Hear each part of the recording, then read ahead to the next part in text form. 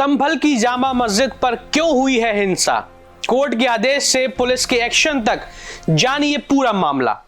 कौन जिम्मेदार है संभल की हिंसा का।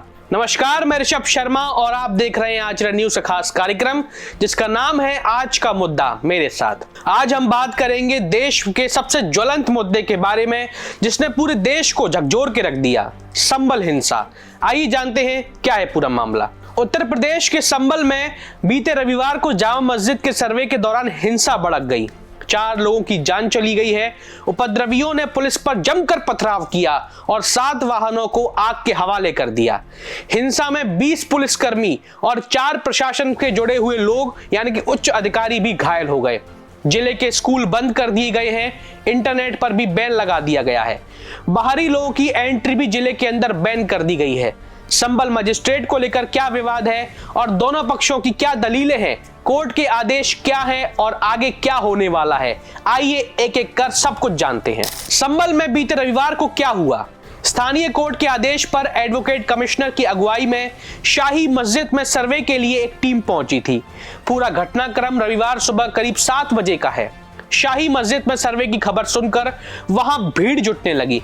कुछ लोगों ने अंदर घुसने की कोशिश करी। आरोप यह है कि सुबह 11 बजे सर्वे खत्म कर जैसे ही टीम बाहर निकली तो भीड़ ने उन्हें जबरदस्त तरीके से घेर लिया, हंगामा शुरू कर दिया। टीम के सदस्यों में धक्का मुक्की की गई। इस बीच कुछ उपद्रवियों ने पुलिस और सर्वे टीम पर पथराव करना शुरू कर दिया और जमकर पथराव हुआ। आगजनी करने लगे। पुलिस ने मोर्चा संभाला और भीड़ को तितर-बितर करने की हवाई फायर किए और आंसू गैस के गोले दागे। खबर है कि भीड़ से गोली भी चलाई गई। संभल के अब कैसे हालात हैं, आइए जानते हैं। संभल तहसील में करीब 48 घंटे के लिए इंटरनेट बंद कर दिया गया है। यह समय बढ़ाया भी जा सकता है। जिला प्रशासन ने सोमवार से 12वीं के स्कूलों में छुट्टी घोषित कर दी है। घटना के बाद से बाजार बंद है। फिलहाल सुबह हिंसा के बाद कोई दूसरी घटना सामने नहीं आई थी। पूरे मुरादाबाद रेंज के 30 थानों में पुलिस को संभल में तैनात किया गया है। बड़ी जमकर पुलिस की पेट्रोलिंग चल रही है। किस वजह से हुई थी ये हिंसा, आखिर की क्या है पूरा मामला, जानते हैं क्या वजह है। संभल की शाही मस्जिद को लेकर कहा जा रहा था कि ये पहले हरिहर मंदिर था। 19 नवंबर को सीनियर एडवोकेट विष्णु शंकर जैन ने संभल के सिविल जज सीनियर डिवीजन की कोर्ट में शाही जामा मस्जिद को हरिहर मंदिर बताकर दावा पेश किया था। कोर्ट ने मंगलवार को एडवोकेट कमिश्नर नियुक्त किया और 7 दिन में सर्वे का आदेश दिया था। पहले चरण में टीम वीडियोग्राफी के बाद लौट आई थी। दूसरे चरण के बाद सर्वे के लिए टीम रविवार सुबह 7 बजे मौके पर पहुंची। बताते हैं कि इस इलाके में हफ्ते भर से तनाव बढ़ रहा था। अधिवक्ता विष्णु शंकर जैन ने कहा कि सर्वे पूरा हो चुका है। 29 नवंबर को कोर्ट में रिपोर्ट पेश की जाएगी। और वहीं इससे पहले कैला देवी मंदिर के महंत ऋषिराज गिरी महाराज ने दावा किया था कि संभल की शाही मस्जिद हरिहर मंदिर है। इसे बाबर के आदेश पर हिंदू मंदिर के स्थान पर बनाया गया है।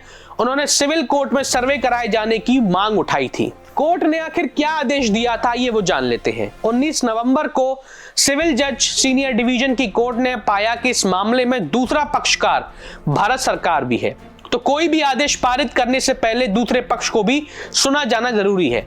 इसलिए भारत सरकार और अन्य दूसरे पक्षों को सुने जाने के लिए नोटिस भेजा जाए ताकि वो अपना पक्ष भी कोर्ट के सामने रख सकें। दोनों पक्षों को सुनने के बाद किसी नतीजे पर पहुंचा जा सकता है। कोर्ट का कहना था कि एडवोकेट कमिश्नर मौके पर जाएं और अपनी रिपोर्ट तैयार करें। ये रिपोर्ट तय समय अवधि में अदालत में प्रस्तुत करें। चूंकि मामला संवेदनशील है, बहुत ही सेंसिटिव मामला है, इसलिए उसकी वीडियोग्राफी और फोटोग्राफी की जाए और सतह में डीएम और एसपी मौके पर पुलिस बल के साथ वहीं पर उपलब्ध रहे। पुलिस ने क्या एक्शन लिया अब ये समझ लीजिए। मुरादाबाद रेंज के डीआईजी मुनिराज के मुताबिक 21 लोगों को हिरासत में लिया गया है, जिसमें 2 महिलाएं हैं। इनसे पूछताछ की जा रही है। पुलिस का कहना है कि जिसके खिलाफ सबूत मिलेंगे उसे गिरफ्तार किया जाएगा और कोर्ट में पेश किया जाएगा। सीसीटीवी फुटेज कैमरों की मदद से भीड़ में शामिल लोगों की पहचान की जा रही है।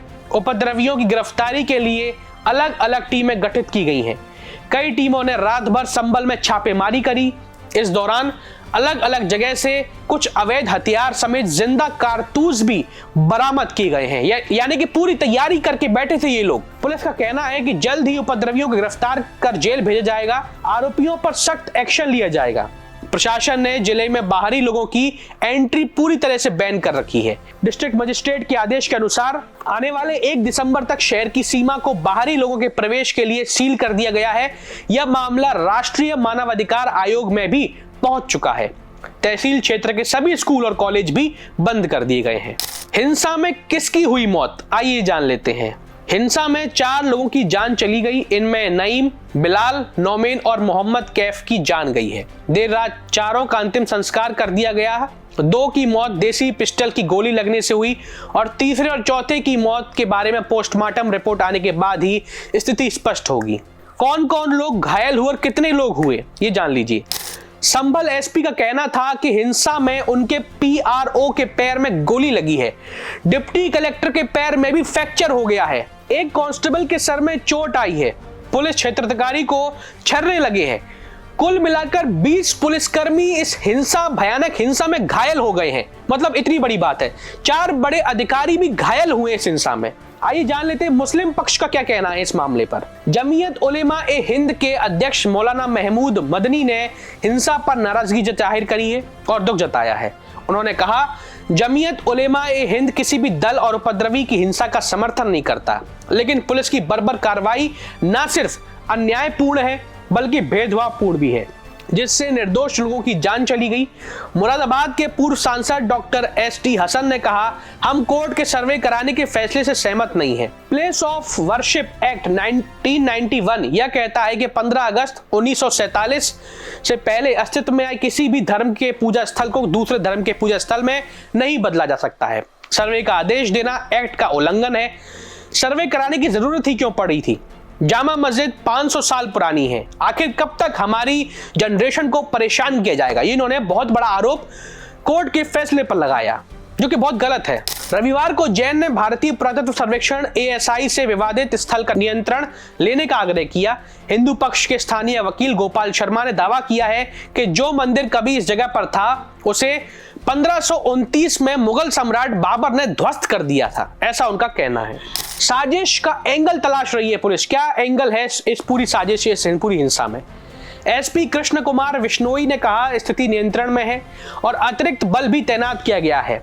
इंटरनेट सेवाएं 1 और दिन के लिए बंद कर दी गई हैं और कब तक बंद होंगी ये कह पाना मुश्किल है। कुछ लोगों ने पुलिस पर भयंकर पथराव शुरू कर दिया और पुलिस ने भी जवाबी कार्रवाई करी थी। पुलिस ने भीड़ को तितर-बितर करने का प्रयास किया। जब डीएम और डीआईजी गश्त कर रहे थे तो 2 महिलाएं ने उन पर भी पथराव किया, यहां तक कि बोतलें फोड़ने की कोशिश करी और देसी कट्टे से फायरिंग भी की गई। ये बहुत ही दुर्भाग्यपूर्ण है। उनके खिलाफ NSA के तहत सख्त कार्रवाई की जाएगी। FIR दर्ज कर ली गई है। हिरासत में लिए गए लोगों के मोबाइल चेक किए जा रहे हैं ताकि यह समझ आ सके कि किसने साजिश करी, किसने उन लोगों को भड़काया, कौन है इस पूरी साजिश के पीछे। आज के लिए बस इतना ही। अब देखना यह होगा कि कैसे होगा इस मामले का निपटारा। इस तरह की घटना से पूरे देश में हलचल मच गई है। इस हिंसा ने सबको झकझोर के रख दिया है। मुख्यमंत्री योगी आदित्यनाथ के राज्य में ये जो घटना हुई, इस पर क्या एक्शन लेंगे मुख्यमंत्री, बहरहाल ये तो वक्त ही बताएगा। आपको आज का मुद्दा कैसा लगा हमें साझा कीजिए, या आपके मन में भी कोई मुद्दा हो तो हमें बताइए, हम उसे आपके सामने लेकर आएंगे। चलिए अब मैं आपसे विदा लेता हूं। बहुत बहुत धन्यवाद।